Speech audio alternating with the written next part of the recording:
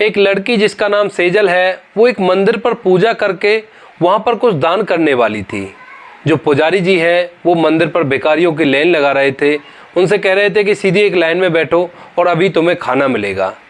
जो सेजल है वो घर से कुछ खाना लेकर आई थी और अपने साथ में कुछ कम्बल स्वेटर वगैरह लेकर आई थी। सर्दियों के दिन थे, तभी वह उस दान को करना स्टार्ट करती है। बच्चों को स्वेटर दे रही थी। थोड़ी आगे चलने पर उसे एक बूढ़ा व्यक्ति मिलता है। बूढ़ा व्यक्ति ठंड से ठिठुर रहा था और उसका सर उसके घुटनों के बीच में रखा हुआ था। उसकी हालत काफ़ी ज़्यादा दयनीय थी। तभी वह लड़की चलते हुए जैसे उसके पास जाती है तो उसके हाथ से कुछ स्वेटर गिर जाते हैं। जैसे वे स्वेटर उस बूढ़े व्यक्ति के पास गिरते हैं तो वह कहता है कि बेटी ये चीज़ मैं ले लूँ, मुझे काफ़ी ज़्यादा ठंड लगती है। कम्बल तो मेरे पास है लेकिन उसमें भी मेरी ठंड रुकती नहीं है। जैसे इस आवाज़ को वह लड़की सुनती है तो वह नीचे बैठकर उस बूढ़े आदमी की तरफ देखने लगती है। थोड़ी देर तक गौर से देखती है और देखने के बाद कहती है कि पापा आप यहाँ कैसे।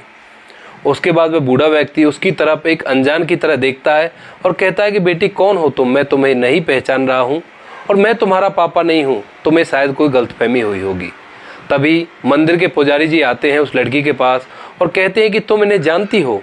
तो वह लड़की कहती है हाँ मैं इन्हें जानती हूँ, ये मेरे पापा हैं, शिवनारायण इनका नाम है और काफ़ी दिनों पहले मेरे भाई ने बताया था कि वो इन्हें अपने साथ अमेरिका ले गए हैं, लेकिन ये यहाँ पर कैसे।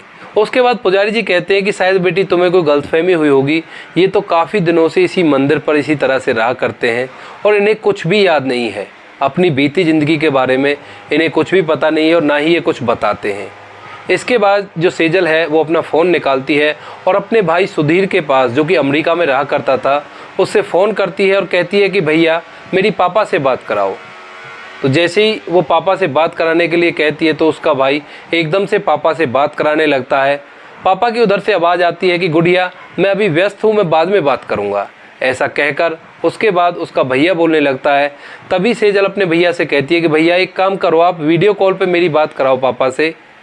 तो उसका भैया कहता है कि पापा ने अभी दवाई ली है और दवाई लेकर वो आराम कर रहे हैं, सो रहे हैं, तो मैं तुम्हें वीडियो कॉल पे बात नहीं करवा सकता, छोड़ो ना, शाम को कर लेना या फिर कभी कर लेना। ऐसा कहकर वो बात को टाल देते हैं और फ़ोन को काट देते हैं उधर से। अब इसके बाद जो लड़की थी सेजल, वह अपने पापा को उठाती है और पुजारी जी से कहती है कि पुजारी जी ये मेरे पापा हैं और मैं इनको अपने साथ ले जा रही हूँ। इतनी ही देर में उस लड़की का पति, जिसका नाम होता है अमित, वह वहाँ पर आ जाता है। वह भी देखता है और देखने के बाद थोड़ा थोड़ा उन्हें पहचान रहा था, क्योंकि फ़िलहाल उनकी हालत काफ़ी ज़्यादा दयनीय थी, काफ़ी ज़्यादा कमज़ोर हो चुके थे। कई कई दिन तक उन्हें खाना नहीं मिलता था और ठंड के मारे भी वो ज़्यादा परेशान थे। तभी उसका पति कहता है कि सेजल क्या तुम्हें पक्का पता है ये तुम्हारे पापा ही हैं, क्योंकि शक्ल तो मैच हो रही है, कहीं ऐसा ना हो ये कोई और बहरूपिया हो। तभी सेजल कहती है कि मुझे क्यों नहीं पता होगा, मुझे इन्होंने ही पाला पोसा बड़ा किया है, मैं इनके साथ खेली हूँ और बड़ी हुई हूँ, इन्होंने मेहनत करके हमें खिलाया है और इस काबिल बनाया है कि मैं आज तुम्हारी पत्नी हूँ। उसके बाद अमित भी उसकी बात पर विश्वास करता है और उस बुजुर्ग व्यक्ति को वो लोग अपने साथ गाड़ी में बिठाकर अपने घर ले जाते हैं। इसके बाद वो लोग बातें करते हैं और सोचते हैं कि पापा की ये हालत ऐसे कैसे हुई।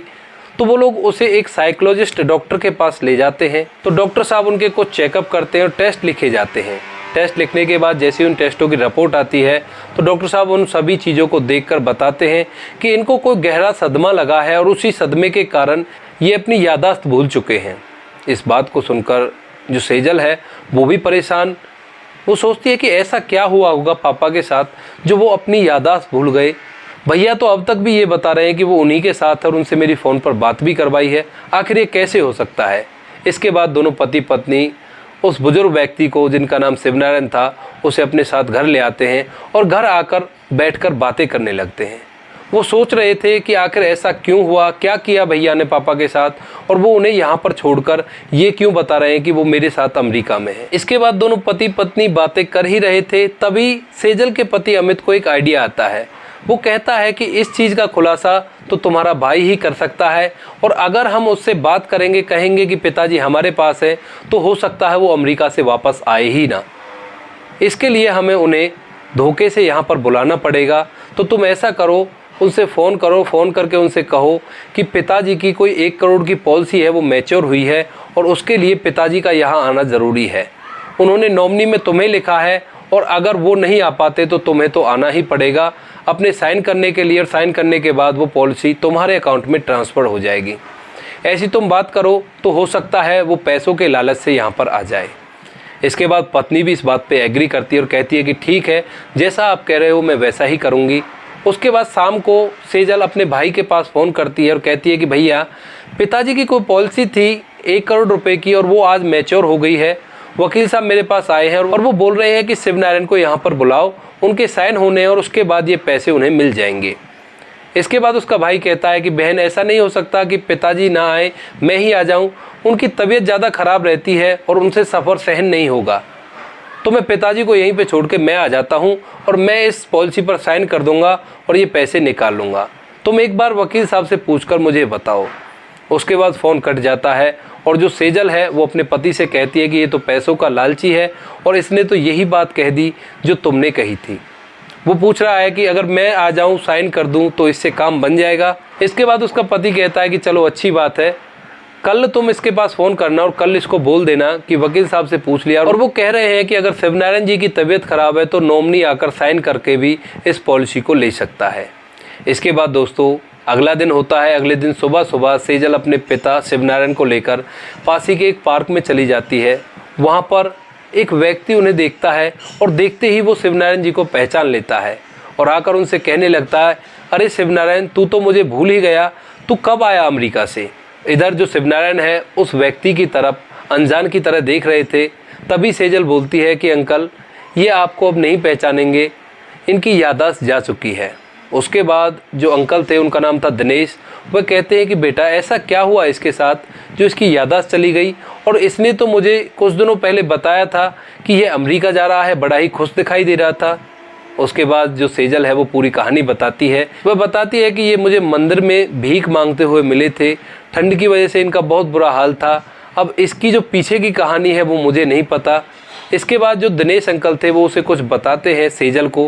वो कहते हैं कि बेटी जब यह पड़ोस में रहा करता था तो मुझसे कई बातें शेयर किया करता था, लेकिन कहा करता था कि मेरे बेटे को ये बातें पता ना चल जाए। एक दिन सुबह सुबह ये मेरे पास आता है और कहता है कि यार दिनेश, एक काम था तुझसे, अगर तू कर देगा तो। मैंने कहा बताओ क्या काम है। तो उसने कहा कुछ खाने के लिए मिल जाएगा, 1 कप चाय ही बनवा दे। उसके बाद जो दिनेश अंकल हैं वो अपनी बहू से कहकर चाय बनवाते हैं, शिवनारायण को चाय पिलाते हैं। उसके थोड़ी देर बाद शिवनारायण एक बार फिर से दिनेश से कहता है और कहता है कि यार कुछ खाने के लिए हो तो खाने के लिए भी दे दो, बेटा बहू कहीं बाहर गए हैं और पता नहीं जन कब तक आएंगे। मैं सोच रहा था कि उन्होंने खाना बनाकर मेरे लिए फ्रिज में रख दिया होगा, लेकिन घर के अंदर कोई भी खाना नहीं है। इसके बाद दिनेश अंकल उनके लिए खाना बनवाते हैं, उनको खाना खिलाते हैं। खाना खाने के बाद शिवनारायण जी दिनेश से कहते हैं कि ये बात मेरे बेटे बहू को पता ना चले, वरना वो लोग खामखा नाराज़ होंगे। इसके बाद कई ऐसी बातें बार बार हमारे बीच में हुआ करती थी जब ये आया करते थे, और इनके घर से काफ़ी चीखने चिल्लाने की आवाज़ें आया करती थी। इन सभी चीज़ों को देखकर एक बार मेरे बेटे ने पुलिस के पास फ़ोन कर दिया था कि शायद शिवनारायण की ज़िंदगी इससे थोड़ी बेहतर हो सके, लेकिन हुआ उसका विपरीत ही।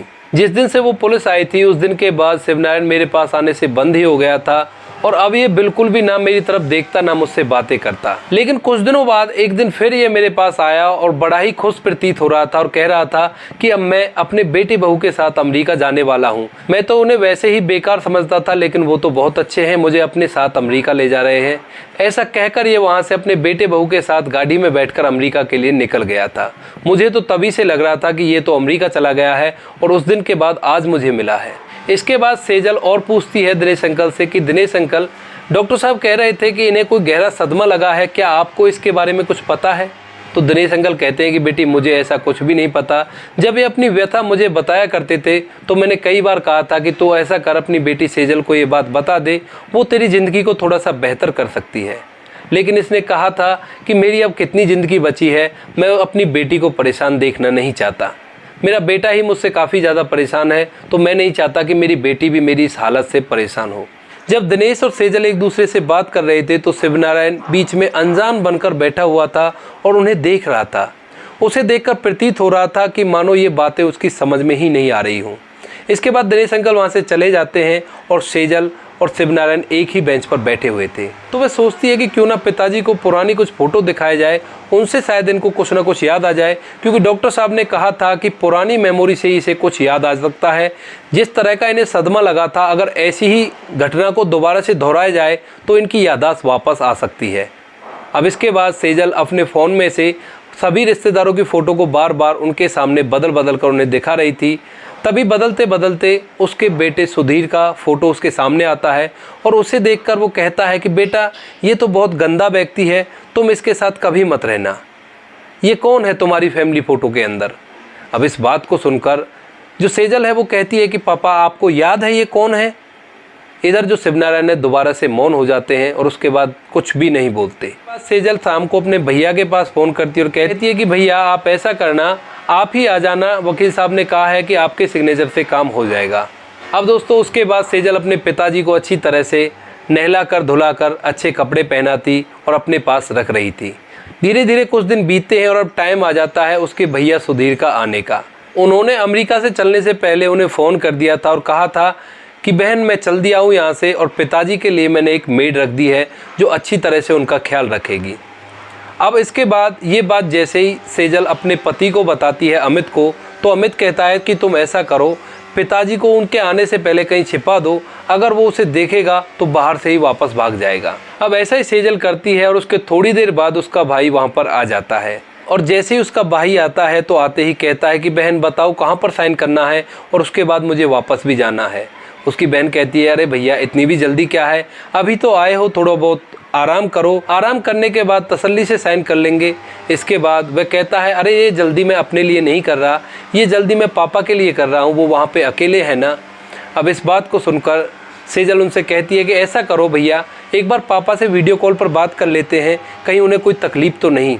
इसके बाद जो सुधीर है वो बात को टालते हुए कहता है, अरे इस टाइम पापा अपने हम उम्र लोगों के साथ घूमने के लिए बाहर जाया करते हैं, तो उनको डिस्टर्ब करना ठीक नहीं है। इसके बाद सेजल अपने भैया से कहती है कि भैया, कब तक झूठ बोलोगे, ऐसा करो, तुम तो मुझे पिताजी से नहीं मिला रहे, मैं ही तुम्हें मिला देती हूँ। इतनी ही देर में पीछे से अमित उसके पिता को लेकर उसके सामने खड़ा हो जाता है और जैसे ही सुधीर अपने पिता को अपने सामने देखता है तो देखते ही हक्का बक्का सा रह जाता है। इधर उसकी पत्नी के चेहरे की भी हवाइयाँ उड़ चुकी थी, जिसका नाम था ममता।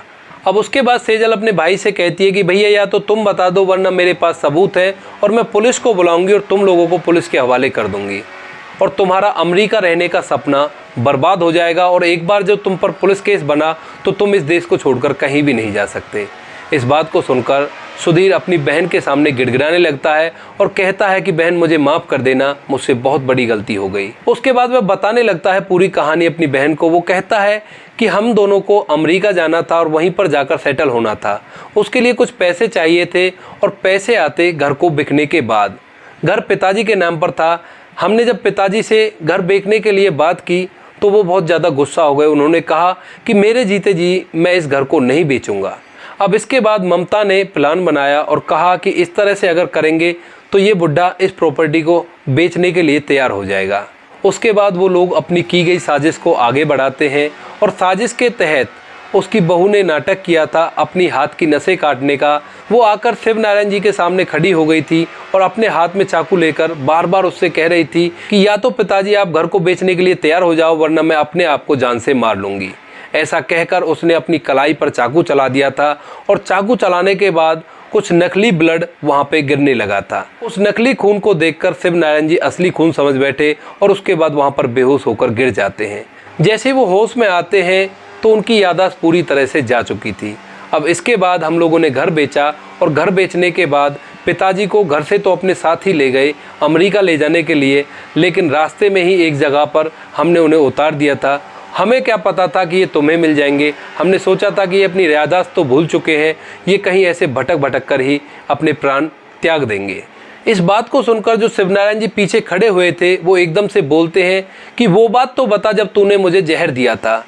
जैसे ही अपने पिता को बोलते हुए देखती है सेजल तो बड़ी ही खुश होती है और कहती है कि पिताजी कौन सी बात, आप मुझे अच्छी तरह से बताइए। उसके बाद उसका पिता बताता है कि एक बार इन्होंने मुझे खाने में जहर मिलाकर मारने की भी कोशिश की थी। वो तो शुक्र हो उस बिल्ली का कि वो उस दिन वो खाना वो बिल्ली खा गई थी और मैं बच गया। इसके बाद मुझे पता चल गया था कि मेरे बेटे बहू इस प्रॉपर्टी के लिए कुछ भी कर सकते हैं। अब सामने जो सुधीर खड़ा था, जैसे उसके पिताजी बोले, वो एकदम से हैरान और परेशान हो गया और कहता है कि अब पिताजी आपको सब कुछ याद आ गया? तो पिताजी कहता है कि हाँ, याद तो मुझे जब ही आ गया था जब तुम दोनों मेरे सामने आए थे, लेकिन मैं अब तक ये देखने की कोशिश कर रहा था कि तू अपने मुंह से क्या क्या हकीकत कबूलता है। मैं देखना चाहता था कि जिस बहू की मृत्यु हो चुकी थी वो मेरे सामने जिंदा कैसे खड़ा हो गई। ऐसा कहकर वो उनको धुतकारता है और कहता है कि निकल जाओ मेरी बेटी के घर से, वरना मैं पुलिस को बुलाकर तुम्हें उनके हवाले कर दूंगा। उसके बाद जैसे ही सुधीर अपनी पत्नी को लेकर वहाँ से निकलने ही वाला था, तभी सेजल उन्हें रोकती है। कहती है कि अभी कहाँ जा रहे हो, अभी तो तुम्हारे किए की सज़ा तुम्हें मिलना बाकी है। तुमने जो भी बातें की हैं वो सभी मैंने रिकॉर्ड कर ली है और पुलिस को भी इत्तला कर दी है। जल्द से जल्द पुलिस यहाँ पे आने वाली होगी और तुम्हें यहाँ से कहीं जाने नहीं देंगे। इसके बाद उसका भाई सुधीर अपनी बहन के पैरों में पड़कर गिड़गिड़ाता है और कहता है कि बहन हमें माफ़ कर दो, हमसे बहुत बड़ी गलती हो गई। इधर उसके पिता के पैरों में पड़कर उसकी पत्नी जोर जोर से गिड़गिड़ाने लगती है और कहती है कि बाबूजी हमसे गलती हो गई, हमें माफ़ कर दो। लेकिन उसके थोड़ी ही देर बाद वहाँ पर पुलिस आती है और पुलिस के जरिए उन दोनों को पकड़ लिया जाता है। अब इसके बाद पूरा परिवार बैठकर बतिया ही रहा था, तभी सेजल अपने पिता से कहती है कि पिताजी आपसे कोई मिलने के लिए आया है। तभी दिनेश अंकल अंदर से बाहर आते हैं और उन्हें देखते ही शिवनारायण के चेहरे पर एक अलग सी स्माइल आ जाती है। वो देखकर उसको खुश हो जाता है और कहता है कि अरे यार तू इतने दिनों से कहाँ था। तभी दिनेश अंकल कहते हैं अरे मैं तो यहीं था, लेकिन तू अमेरिका चला गया था कुछ दिनों के लिए। इसके बाद सभी लोग हंसी खुशी उसी घर के अंदर रहा करते हैं। जो सेजल है वो अपने पिता की अच्छी तरह से देखभाल करती, इधर जो उसका पति है वो भी अपनी पत्नी का पूरा सहयोग करता, क्योंकि वो एक अच्छे संस्कारों वाला लड़का था। तो ये थी आज की कहानी। आप लोगों को जैसी भी लगी हो कमेंट सेक्शन में बता देना। आप लोग क्या कहना चाहते हो सेजल के बारे में, क्या कहना चाहते हो सुधीर के बारे में, और क्या कहना चाहते हो शिवनारायण जी के बारे में। जो भी आपको कहना है कमेंट सेक्शन में लिख देना। बाकी दोस्तों इन घटनाओं को सुनाने का उद्देश्य आपको परेशान करना बिल्कुल भी नहीं है। ये केवल समाज के अंदर घटी हुई कुछ ऐसी घटनाएं हैं जिनको अगर हम आप लोगों को सुनाते हो तो आप लोग इनसे बहुत कुछ सीख सकते हो और उस चीज़ को अपनी ज़िंदगी में अप्लाई कर सकते हो। इस कहानी से हमें एक ही सीख मिलती है कि माँ बाप की सेवा करनी चाहिए। अगर हम लोग माँ बाप की सेवा नहीं करेंगे तो ऊपर वाला ऐसी मार मारता है कि किसी को आवाज़ भी नहीं आती। बाकी दोस्तों मिलते हैं किसी नेक्स्ट वीडियो में नए टॉपिक के साथ। तब तक के लिए जय हिंद, जय भारत, जय हिंदुस्तान।